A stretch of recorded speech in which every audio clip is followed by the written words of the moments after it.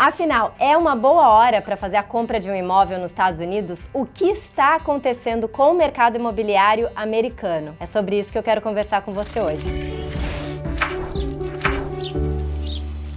Bom, vamos começar pelo histórico. O que tem acontecido nos últimos anos para vocês entenderem como chegamos até aqui. Em 2019, o mercado estava numa época em que nós chamamos de final do ciclo. Muitas pessoas já estavam dizendo que estamos próximos de um market shift. Estamos chegando perto de uma virada do mercado, porque o mercado imobiliário tem ciclos, ele sobe e desce. Nós chamamos de seller's market, buyer's market e o balanced market. O seller's market é aquele mercado bom para quem vende. O buyer's market é aquele mercado bom para quem compra.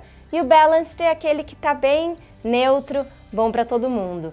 E normalmente esses ciclos levam de 7 a 10 anos. Em 2019, nós já vínhamos tendo uma década de crescimento, de subida de mercado, de seller's market, e estávamos preparados para um shift, para uma grande mudança, onde sairíamos desse seller's market para um balanced market e possivelmente para um buyer's market. Bom, mas aí veio março de 2020. Todos vocês sabem o que aconteceu. Tivemos uma semana em março onde tudo parou. Tivemos um grande lockdown aqui, e eu estou falando especificamente de Tampa, porque em cada cidade, cada estado, cada país acabou reagindo de uma maneira diferente, mas aqui em Tampa especificamente, nós tivemos uma semana no mês de março onde tudo parou. O mercado imobiliário travou. Logo em seguida, aproximadamente 10, 15 dias depois, nós tivemos uma resolução do governo onde as práticas no mercado imobiliário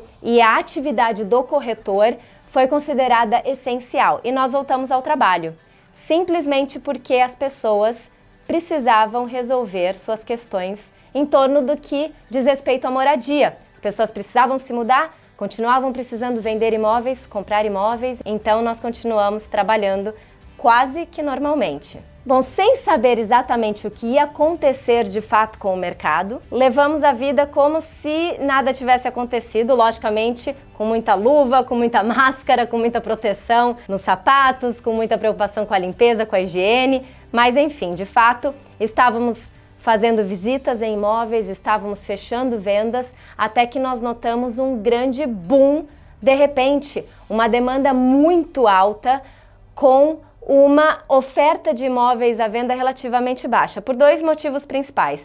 Da perspectiva da demanda, nós vimos muitas pessoas aqui dentro mesmo da região se mudando para locais como o subúrbio. Aliás, eu sou o perfeito exemplo do que aconteceu. Quem nos acompanha aqui no nosso canal do YouTube sabe que em 2019 eu estava morando em downtown. Até mostrei o meu apartamento, mostrei para vocês aqui no nosso canal do YouTube. Esse apartamento era o meu sonho de consumo, ele estava extremamente bem localizado, pertinho do Riverwalk, fazia caminhadas, eu ia para downtown, curtia muito. Até que com o primeiro lockdown, eu me vi dentro de um apartamento de um quarto, com o meu marido, tendo que trabalharmos dentro de casa, sem poder utilizar o que para mim era algo que era o mais espetacular, as amenities do prédio, a academia, os grandes salões, todo aquele ambiente de áreas em comum. Eu de repente me vi presa dentro do apartamento. Naquele momento, foi justamente em março, eu tinha que dar o que nós chamamos de 60 days notice. Nós temos que avisar o complexo de que você vai renovar ou não o seu contrato de aluguel. E definitivamente nós preferimos não renovar. Não fazia mais sentido ficarmos ali, porque nós queríamos ter a nossa privacidade, o nosso espaço, ter uma casa, poder utilizar a piscina. Enfim, voltamos a Lutz. Saímos de downtown e retornamos para o subúrbio, onde podemos ter uma vida um pouco mais, especialmente naquelas circunstâncias, com mais qualidade. Então foi o que aconteceu. O que aconteceu comigo aconteceu com quase todos os americanos que puderam fazer isso. Quiseram sair dos grandes centros urbanos e ir para as áreas mais suburbanas, onde tem mais natureza, onde tem mais espaço, onde tem mais privacidade. E de fato, foi o que aconteceu com o mercado imobiliário. Um grande boom, porque as pessoas resolveram sair para casas com escritório, casas com piscina, casas em condomínios com área de lazer para poder fazer uma caminhada. As crianças estavam dentro das casas, os pais queriam que elas pudessem sair. Então foi acontecendo essa mudança de hábito, essa mudança de vida, essa mudança na perspectiva a respeito do que significa o lar. E isso, novamente, criou um boom no mercado imobiliário. Então foram muitas vendas, tanto das pessoas que já moravam aqui na região, quanto dos americanos que estavam vindo do norte dos Estados Unidos. Os americanos sempre tiveram o objetivo ou o sonho de se aposentar na Flórida, por vários motivos, mas o principal, qualidade de vida, custo de vida mais baixo, o clima mais ameno. Então nós vimos também muitos americanos adiantando os seus sonhos e saindo das áreas mais frias e vindo para a Flórida. Nós vimos também uma tendência muito grande em pessoas quererem sair de cidades ou estados onde a política estava afetando as suas vidas, saindo de áreas onde o governo era mais democrata e vindo para um estado onde estávamos vivendo um governo de extrema-direita, republicano, com muita abertura de mercado, que estava praticando políticas completamente diferentes. Então houve uma mudança muito grande de estado para estado. A Flórida foi um dos principais destinos. Então naquela época o que aconteceu? Já estávamos vendo uma oferta relativamente pequena, que já vinha de décadas de diminuição. Desde 2019 já vínhamos com uma oferta relativamente baixa e um aumento drástico na demanda. E aí foi quando nós tivemos também muitos incentivos financeiros, muita impressão de dinheiro, trilhões de dólares que foram impressos, realmente fez com que o mercado imobiliário fosse assim para as alturas. Os juros. Nós vimos os menores juros da história dos Estados Unidos.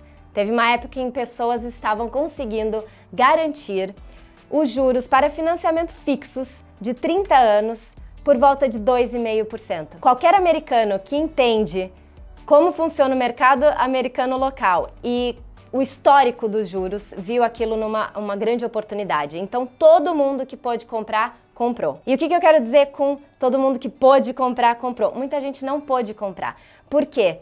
Como a demanda era muito grande, nós vimos situações de leilões. Então, para uma casa nós tínhamos 30 ofertas. E como é que uma dessas 30 pessoas conseguia, de fato, fechar o contrato com essa casa? Era ofertado a mais do que estava sendo pedido, eram retiradas as condições, as contingências do contrato, não eram feitas inspeções, foi um mercado muito difícil para quem estava comprando imóvel naquela época. Por um lado. Pelo outro, muitas pessoas, aliás, acredito que todos os nossos clientes ficaram extremamente felizes porque conseguiram garantir um financiamento com juros baixíssimos, com uma parcela super acessível. Por outro lado, o que estava acontecendo é que muitas pessoas que já eram proprietárias de imóveis, que já tinham comprado o seu imóvel, seja em 2019, seja em 2015, seja em 2010, puderam refinanciar as suas casas. Ou seja, praticamente todo mundo em que algum momento entre 2020 e 2021 foi proprietário de um imóvel nos Estados Unidos, conseguiu garantir um excelente juros, especialmente fixo a 30 anos, por volta, em média, de 2,5% a 4%. 4% já no valor um pouquinho mais alto, ainda assim um juros muito bom. Então assim vivemos em 2020, 2021, até que em março de 2022 tudo mudou de novo. Foi aproximadamente a partir de março, abril deste ano, que o Fed, o Federal Reserve americano, que determina as taxas de juros, resolveu, como combate à inflação, fazer grandes aumentos nas taxas de juros. Bom, então nós estávamos vindo com uma herança onde mudança de hábitos, mudança de vida, mudança de rotina aconteceram. As pessoas estavam cada vez mais aptas, efetivamente vivendo com o trabalho remoto fazendo parte das suas vidas, com aquela memória de que um juros bom é um juros de 3%, 2,5%, 3,5%, sabendo que comprar é muito melhor que alugar, mas de repente nós vimos uma alta de juros muito rápida e muito alta. Em muito pouco tempo, os juros praticamente dobraram. Só que aquela vontade de comprar o imóvel, o sonho, nada mudou, essa parte continua a mesma. O que mudou foi o fato de que a parcela mensal para quase toda a população, de fato, dobrou. Só que os salários não acompanharam esse aumento. E aqui a gente hoje vive o que eles chamam de double trouble, que é uma alta nos valores dos imóveis e uma pequena oferta de imóveis que não acompanha a demanda. Então esse é hoje o principal problema. Bom, esse problema na oferta, por que ele existe, como que ele pode ser resolvido, como que ele te afeta? Bom, nós temos oferta de imóveis provenientes de duas maneiras. Nós temos a construção nova, as construtoras que constroem casas novas. Vocês que acompanham aqui o nosso canal veem muita construção, em especial no Condado de Pasco, no sul do Condado de Hillsborough, nas áreas mais afastadas do centro. Então nós temos construção nova que acontece nessas regiões. E nós temos as casas para revenda.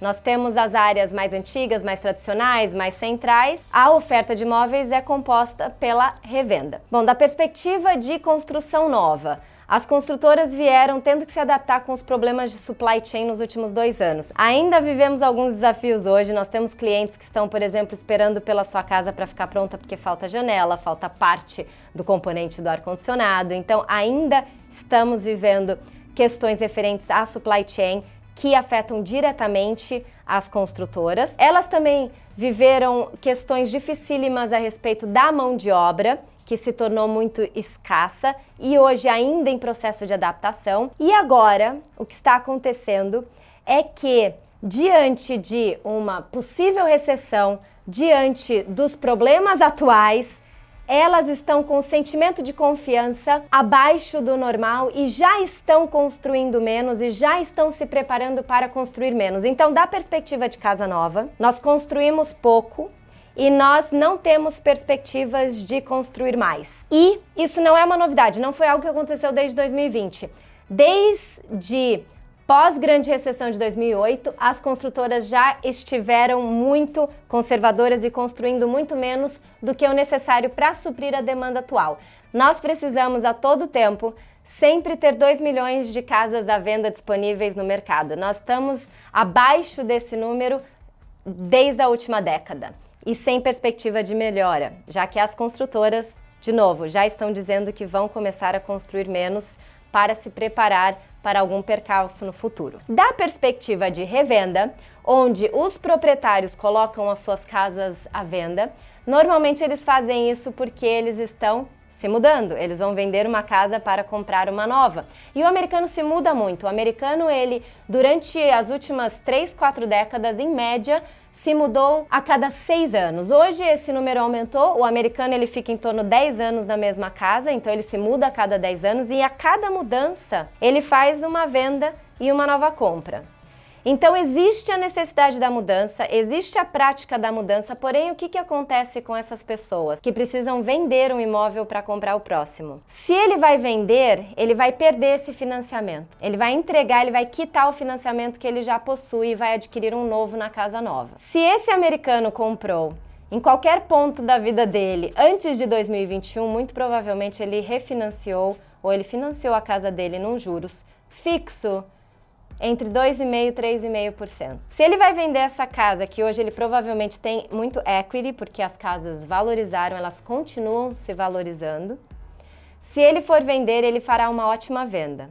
Porém, da perspectiva da compra, ele vai comprar uma casa que vai estar mais cara, porque, de novo, continuamos vendo uma valorização. Então, do ano passado para esse ano, nós temos uma valorização de mais de 2 dígitos. Só que ele vai ter que agora obter um novo financiamento e esse financiamento vai custar o dobro para ele. Então, mesmo que ele troque elas por elas, mesmo que ele troque o mesmo imóvel por um imóvel similar, de mesmo valor, o que não existe, mas se ele conseguisse encontrar, ele pagaria o dobro mensalmente por causa da parte do financiamento. Então, o que está acontecendo? Essas pessoas não estão vendendo as suas casas, elas estão travadas, elas estão sem poder vender. De novo, vou dar o exemplo que eu acho o melhor de todos na prática, que é o meu.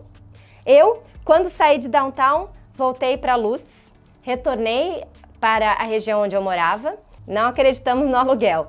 Logo compramos uma nova casa e eu fechei essa casa em novembro do ano passado. Você que nos acompanha também sabe, porque tem vídeos sobre isso no nosso canal. O meu juros, e isso que eu vou falar para vocês, é informação de domínio público, também algo diferente para nós brasileiros que não temos acesso a esse tipo de informação no Brasil, mas de fato, se vocês quisessem fazer essa pesquisa, vocês encontrariam na internet. Os juros que eu tenho hoje fixo há 30 anos, para a casa que eu comprei em novembro, está por volta de 3,5%. É um ótimo juros. E a minha casa já valorizou desde novembro até hoje.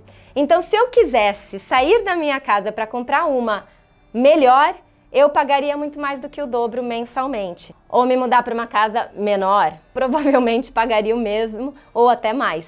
Então, eu não pretendo sair da minha casa, eu não faço planos para sair da minha casa, eu não tenho como sair da minha casa hoje. E esse é só um exemplo de uma pessoa.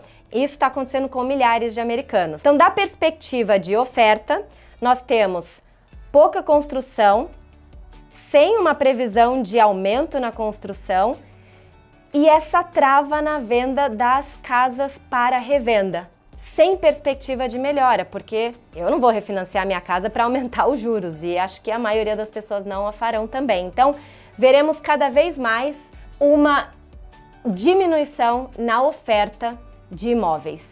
Por mais que nós tenhamos um aumento na demanda, se não aumentarmos a oferta, não veremos, e eu acho que agora vocês vão entender onde eu quero chegar, não veremos uma queda em valores, não veremos uma grande desvalorização dos imóveis, não veremos, mesmo com uma recessão, uma bolha estourar, não veremos um crash no mercado, porque simplesmente o mercado imobiliário, quando ele não acontece por pura especulação, que foi o que aconteceu em 2005, 2006, 2007, quando ele se movimenta de acordo com a lei da oferta e da procura de forma orgânica, é muito simples, é só observar o que acontece com a lei da oferta e da procura para poder determinar o que vai acontecer com os preços dos imóveis. Então, é ou não é uma boa hora para comprar, diante de tudo isso que está acontecendo? Eu sei que eu pintei o que aparentemente parece um mercado super negativo, mas não é. Pelo contrário,